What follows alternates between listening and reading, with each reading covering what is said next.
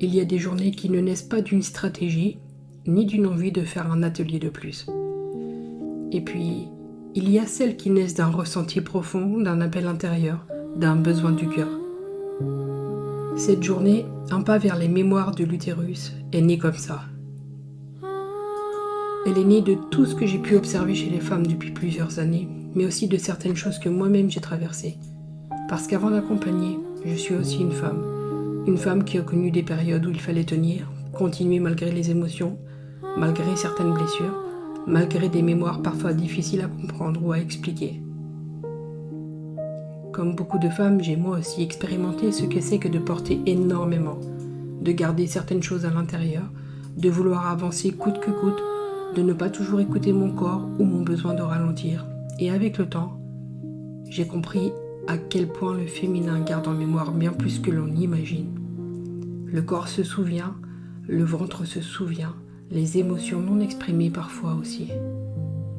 Pas seulement des grands événements visibles, mais aussi des silences, des peurs, des blessures invisibles, des loyautés inconscientes, des schémas qui se répètent sans que l'on sache toujours pourquoi.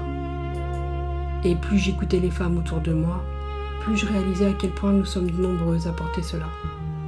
Des mémoires personnelles, familiales, transgénérationnelles, des blessures liées au féminin, au corps, à la maternité, à la sexualité, à la place de femme, au rejet, à la honte parfois, mais aussi des mémoires plus silencieuses, celles que l'on ne sait pas toujours raconter avec des mots, celles qu'on ne sait pas toujours raconter avec des mots. Alors je n'ai pas eu envie de créer une journée où l'on analyse, ni une journée où l'on force quoi que ce soit. J'ai eu envie de créer un espace où chacune puisse venir telle qu'elle est, sans masque, sans obligation, sans avoir besoin de raconter toute son histoire pour être accueillie. Un espace où l'on puisse ralentir, respirer, déposer, ressentir et être entendu. Un espace où le corps puisse peut-être recommencer à parler doucement.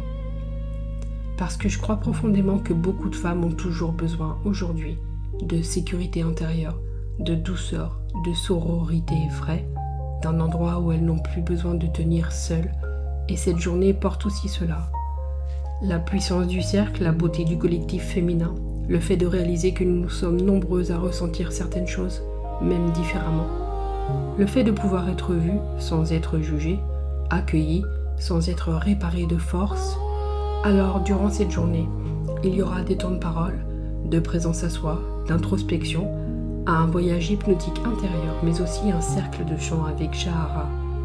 Et ce moment est particulièrement important pour moi, parce que le chant, les voix réunies, les vibrations du groupe, ramènent quelque chose d'ancien, de vivant, de profondément humain, comme un souvenir oublié de sororité, un moment où l'on cherche plus à être parfaite, juste vraie, présente, vivante.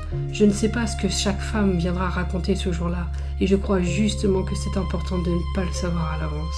Mais je sais une chose, cette journée a été créée avec mon cœur, avec mes expériences, avec mes prises de conscience, avec mon envie sincère d'offrir un espace respectueux, profond et humain, où chacune pourra faire un pas de plus vers elle-même. Géraldine, association Un pas vers soi. Il reste 5 places de disponibles. Si tu as envie de nous rejoindre, alors va sur la billetterie Hello Asso